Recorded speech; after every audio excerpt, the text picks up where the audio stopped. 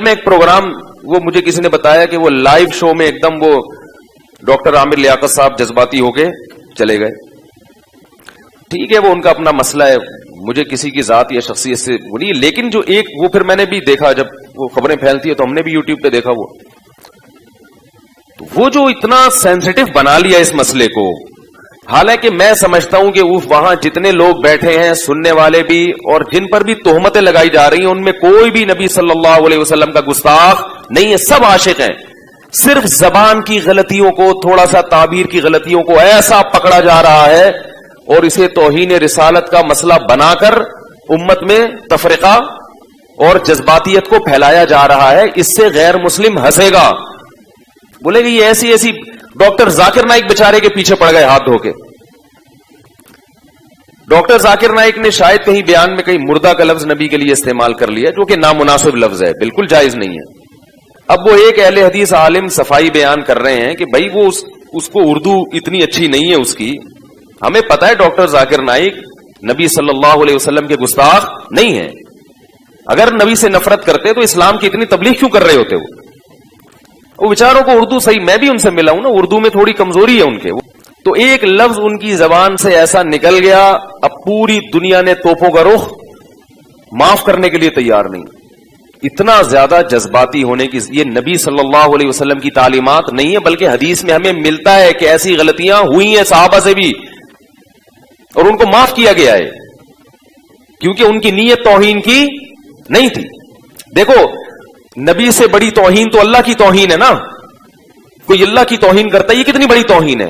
لیکن حدیث میں کیا آتا ہے, آپ صلی اللہ علیہ وسلم نے ایک مثال دی کہ پچھلی امتوں میں ایک شخص کی, آپ صلی اللہ علیہ وسلم نے مثال دی کہ جب کوئی بندہ اللہ کے حضور توبہ کر, کہ ایک بندہ ہے جو بیابان زمین میں اس کی سواری اس کا سامان سب گم ہو گیا, اب وہ موت کے انتظار میں لیٹ گیا, آنکھ لگ گئی کہ بھئی اس صحرا میں تو کچھ بھی نہیں ملے گا اور تڑپ تڑپ کے مر جاؤں گا.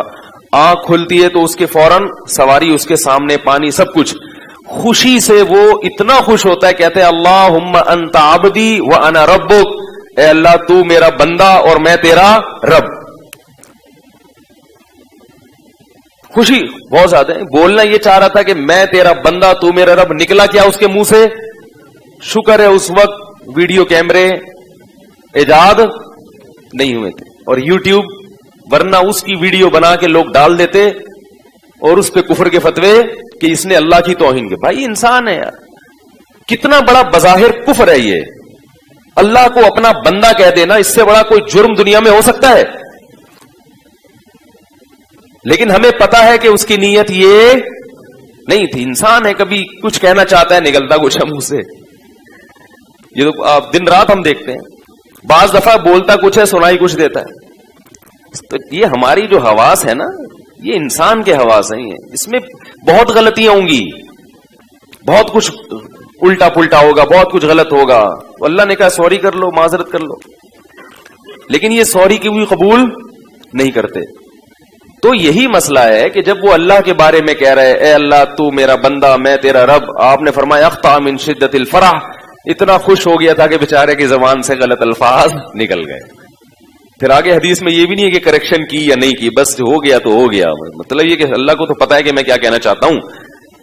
تو اسی طرح ڈاکٹر ذاکر نائک بیچارے نے اگر یہ کہہ دیا مردہ کا لفظ, جو غلط ہے, نہیں کہنا چاہیے, لیکن ہمیں پتا ہے کہ ڈاکٹر ذاکر نائک رسول اللہ صلی اللہ علیہ وسلم کی توہین کے مرتکب, اس کو اتنا سینسیٹیو مسئلہ بنا لیا کہ بھئی ہم تو پروگرام بھی نہیں کرتے اور یہ اور وہ, اس پہ نعرے بھی لگ رہے ہیں.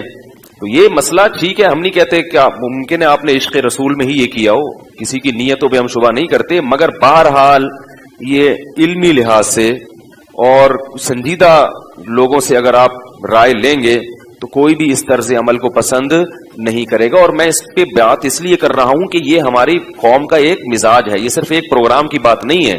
یہ ہماری قوم میں ایسی چیزیں, جنید جمشید کا حشر نشر کر دیا تھا پہلے, وہ بیچارے سے ایک ویڈیو, اور اس میں کوئی گستاخی بھی نہیں تھی. اچھا بہت سی چیزیں تو گستاخی ہوتی بھی نہیں ہے, پھر بھی ان کو پکڑ کے بیٹھ جاتے.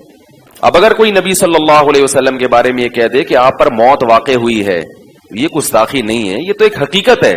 انکا ہو موت واقع ہونے والی, وانہم میتون, قرآن کہہ رہا ہے. حضرت ابو بکر رضی اللہ تعالیٰ عنہ نے جو سب سے پہلا خطبہ دیا، آپ یہ کہہ سکتے تو قرآن تو کہہ سکتا، ہم نہیں کہہ سکتے.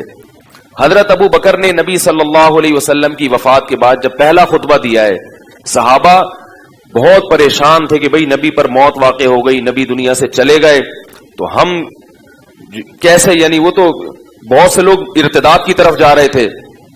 حضرت عمر نے اعلان کیا جو یہ کہے گا کہ نبی کی موت واقع ہوئی ہے گردن اڑا دوں گا میں اس کی. یعنی وہ کہہ رہے تھے یہ ہو ہی نہیں سکتا، ابھی تو مشن کی تکمیل ہی نہیں ہوئی، ابھی تو اسلام پوری دنیا میں نافذ ہوگا پھر نبی دنیا سے جائیں گے.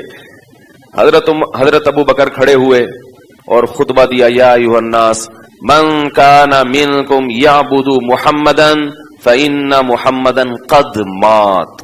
جو تم میں سے محمد صلی اللہ علیہ وسلم کی عبادت کرتا تھا، تحقیق محمد پر موت واقع ہو چکی ہے.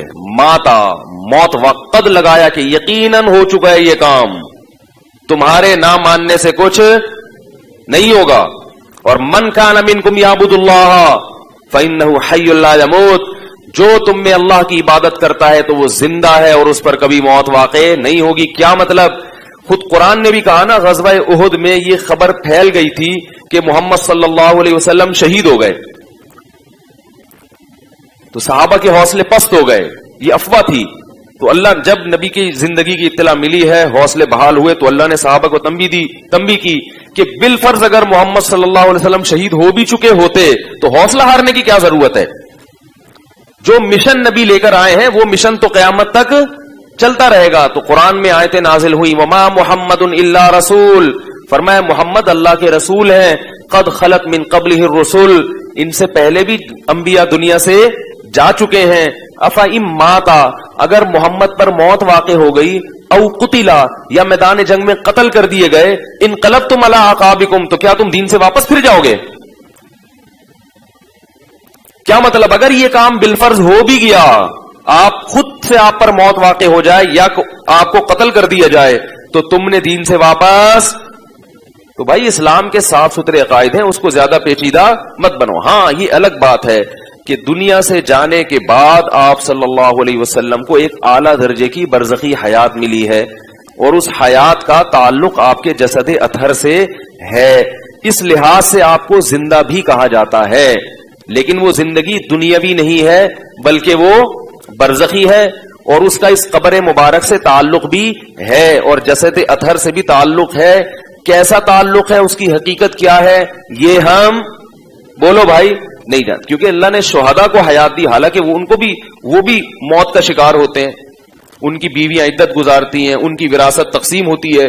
تو ہمارے نبی کی بیویوں نے بھی عدت گزاری، ان پر نکاح حرام تھا کیونکہ یہ نبی کے تقدس کے خلاف ہے کہ آپ کی بیویوں سے کوئی نکاح کرے، کیونکہ اللہ نے سب کی مائیں بنا دیا ان کو. باقی عدت انہوں نے گزاری ہے، وراثت تقسیم نہیں کی. کیوں نہیں کی؟